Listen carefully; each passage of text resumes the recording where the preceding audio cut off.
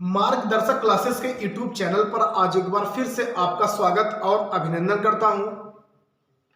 जिस तरीके से आप इस चैनल पर बने हैं लगातार इस चैनल के माध्यम से मैं वीडियो देता रहा और जिस तरीके से लगातार आपके पेपर भी इस समय आगामी पेपर जितने भी लगे हैं सारे पेपर आपके इंपॉर्टेंट है परीक्षा के दृष्टिकोण से देखते हुए, चाहे वो आपका पेट हो या आपका बीएड एंट्रेंस एग्जाम हो या तमाम प्रकार के जितने भी वनडे एग्जाम लगे हैं सारे पेपर इंपॉर्टेंट है। और इस टॉपिक पे ध्यान देते हुए यानी कि हिंदी के टॉपिक पे आज हमको चर्चा करना है। आपके सामने एक बेहतरीन टॉपिक पे चर्चा करना है कि ये क्वेश्चन आपके कोई भी पेपर देंगे वहां से क्वेश्चन आपको आने वाले हैं और जितने क्वेश्चन पे मैं डिस्कशन करूंगा जान लीजिए यह पेपर में कहीं कहीं ये क्वेश्चन आए ही हुए हैं, चाहे वो आरओ पेपर हो, चाहे आपके वनडे एग्जाम के पेपर हो, कोई भी पेपर हुआ हो उस यह सारे टॉपिक के आपके पेपर यहां से कहीं क्वेश्चन आपसे पूछे गए हैं। बात करते हैं अनेक शब्दों के लिए एक शब्द पे। अनेक शब्दों के लिए एक शब्द में हिंदी पे एक ऐसा टॉपिक रहा है जहां से कोई भी परीक्षा आपने दिया तो वहां से आपसे 2-4 क्वेश्चन आपसे जरूर पूछे गए हैं। जैसे अगर हम बात करते हैं आपसे 2-4 क्वेश्चन ऐसे ही तरसती बात करते हैं, उसके बाद चलते हैं बोर्ड की तरफ। जैसे क्वेश्चन आपसे पूछा जाता है कि जिसकी कल्पना ना की जा सके, जिसकी कल्पना ना की जा सके उसे एक शब्द में क्या कहते हैं? तो उसे क्या कहते हैं? अकल्पनीय। क्या कहते हैं? अकल्पनीय। और जिसकी कल्पना की जा सके उसे क्या कहते हैं?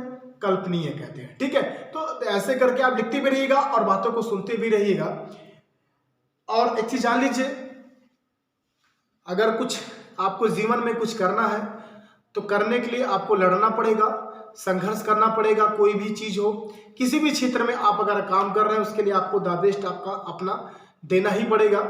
ठीक है, तो उसी चीज को क्रम को आगे बढ़ाते हुए और भी बात करते हैं। जैसे अनेक शब्दों के लिए एक शब्द पे जो भी क्वेश्चन इससे पहले आपके बने हैं एग्जाम में, जैसे आपसे पूछा एग्जाम में तैरने की इच्छा। तैरने की इच्छा क्या होगी? तैरने की इच्छा तितिर्सा। क्या हो जाएगा? तितिर्सा। तैरने की इच्छा वाला क्या हो जाएगा? तितिर्सु हो जाएगा। क्या हो जाएगा? तितिर्सु। ठीक है, ध्यान दीजिएगा, जैसे आपसे एग्जाम में पूछेगा तैरने की इच्छा तो क्या हो जाएगा? तितिर्सा। ध्यान दीजिएगा, लिखते भी चलिएगा समझते भी चलेगा। तितिर्सा, तैरने की इच्छा तितिर्सा। ठीक है, और तैरने की इच्छा वाला तो क्या हो जाएगा? तितिर्सु। उसी तरीके से मरने की इच्छा, मरने की इच्छा क्या हो जाएगा? मुमुर्सु। क्या हो जाएगा? मुमुर्सु। और मरने की इच्छा वाला, मरने की इच्छा मुमूर्षा, और मरने की इच्छा वाला क्या हो जाएगा? मुमूर्ष हो जाएगा। क्या हो जाएगा?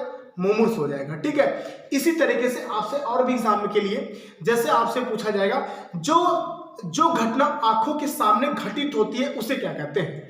उसे क्या कहते हैं? एक होता है प्रत्यक्ष, एक होता है आपका परोक्ष। लेकिन कहीं कहीं लोग अप्रत्यक्ष भी लगा देते हैं, लेकिन एग्जाम के दृष्टिकोण से जो सही होगा वो देखते हैं। जैसे जो आंखों के सामने हो उसे क्या कहते हैं? उसे आपके आंखों के सामने हो उसे क्या कहते हैं? प्रत्यक्ष। क्या कहते हैं? प्रत्यक्ष। जो आंखों के सामने हो उसे क्या कहते हैं? प्रत्यक्ष। और जो आंखों के सामने ना हो उसे क्या कहते हैं? परोक्ष। क्या कहते हैं भैया? परोक्ष कहते हैं। ध्यान दीजिएगा, सुनते चलिएगा, अगर टाइम मिलेगा आपको तो लिखते भी चलेगा, नहीं तो इसकी शॉर्ट यहां से आप ले लीजिएगा। ठीक है, चलिए आगे चलते हैं। आगे की अगर हम बात करें कि 10 वर्ष की बालिका को क्या कहते हैं, यहां से दो क्वेश्चन आपके टेट के एग्जाम में पूछा गया था कि 10 वर्ष की बालिका को क्या कहते हैं? 10 वर्ष की बालिका को कहते हैं कन्या। क्या कहते हैं? कन्या। अगर आपसे पूछेगा कि 10 से 16 वर्ष की बालिका को क्या कहते हैं, उसे कहते हैं किशोरी। क्या कहते हैं? किशोरी। 10 वर्ष तक की बालिका को क्या कहते हैं? कन्या। क्या कहते हैं भैया? कन्या। सारे क्वेश्चन इंपॉर्टेंट होंगे, कोई भी आप दोगे पेपर यहां से पेट वगैरह में कहीं से क्वेश्चन आपसे बनेगा। 10 से 16 वर्ष की बालिका को क्या कहते हैं? किशोरी। क्या कहते हैं भैया? किशोर कहते हैं। ठीक है, ध्यान दीजिएगा, किशोर कहते हैं।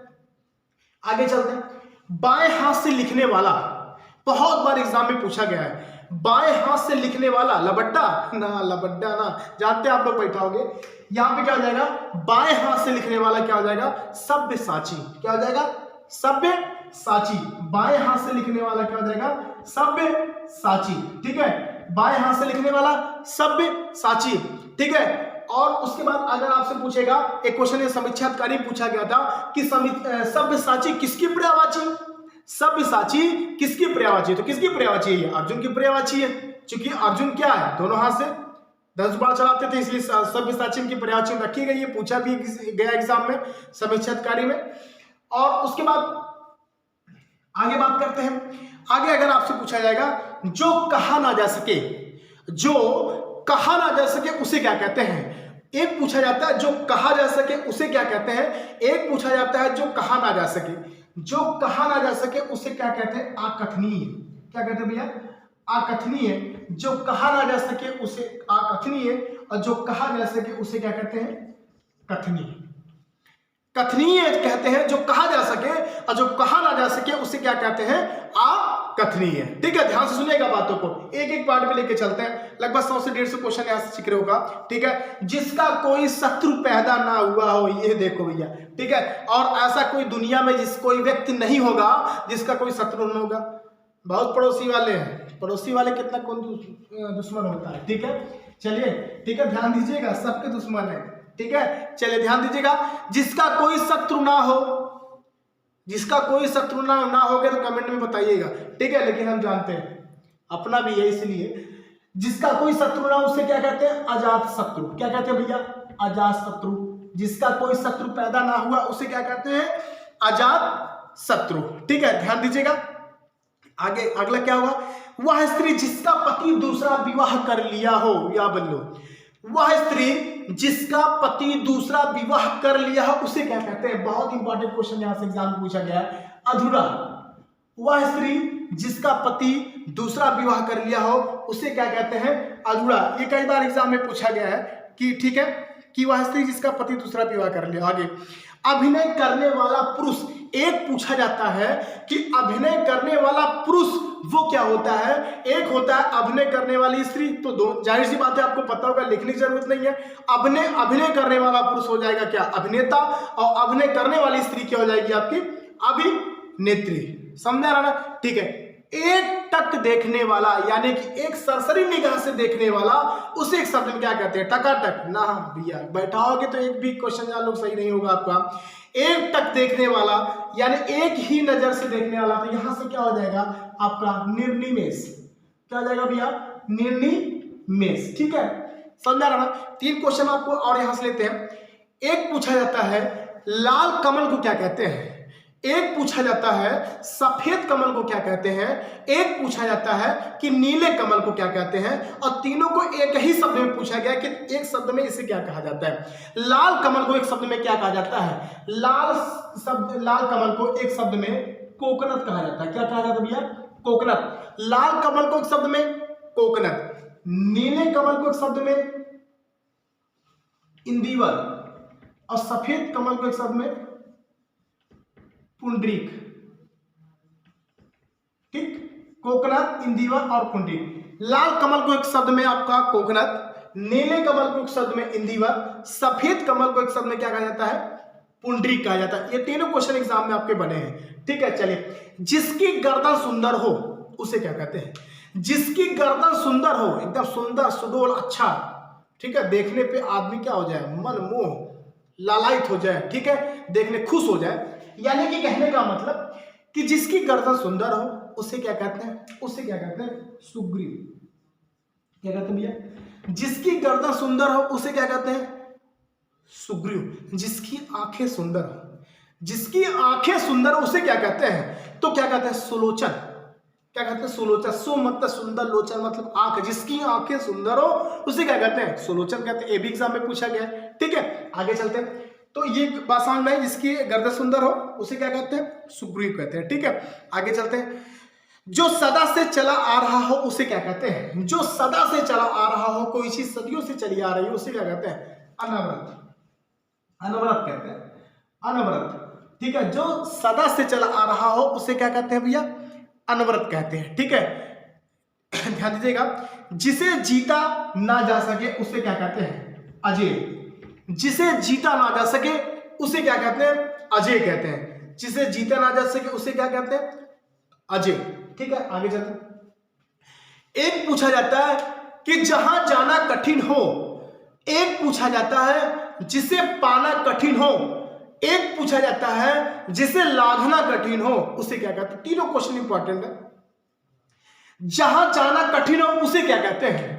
जहां जाना कठिन हो उसे कहते हैं दुर्गम। क्या कहते हैं भैया?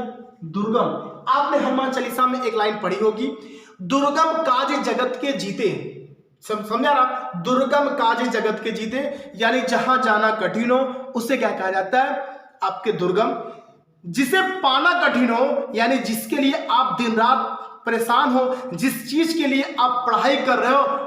बहुत लोग किसी चीज के लिए पढ़ाई नहीं, गर्लफ्रेंड के लिए भी पढ़ाई करते हैं कि मुझे उसको पाना है, वो कैसी चली गई मुझे छोड़कर, उसे जाना नहीं है। ठीक है, बात समझे? अर्थ निरर्थक मत लीजिएगा, बात समझ लीजिए। बहुत लोग कंठस्थ होकर पढ़ाई बहुत कुछ के लिए करते हैं, लेकिन जिसके लिए आप करते हो कंठस्थ कर लो, वो चीज मुझे पाना है, नहीं तो भाग जाएगी। समझा ना? तो काम तो ही करना पड़ेगा। तो ध्यान दीजिएगा, दुर्गम काज जगत के जीते, यानी जहां जाना कठिन हो उसे क्या कहते हैं? दुर्गम। जिसे पाना कठिन हो उसे कहते हैं दुर्लभ। क्या कहते हैं? दुर्लभ। दुर्लभ, जिसे पाना कठिन हो। और एक चीज आपको बता दूं रहस्य, दुर्लभ जो है किसी का तत्सम है। बहुत बार एग्जाम में पूछा गया है कि दुर्लभ जो है किसी का तत्सम है। किसका तत्सम है? जल्दी से बताइएगा। दुर्लभ मतलब जिसे पाना कठिन हो। तो इस दुनिया में ऐसी कौन सी चीज है जिसे पाना कठिन हो? कौन सी चीज है? वो दुनिया में ऐसी चीज है दूल्हा।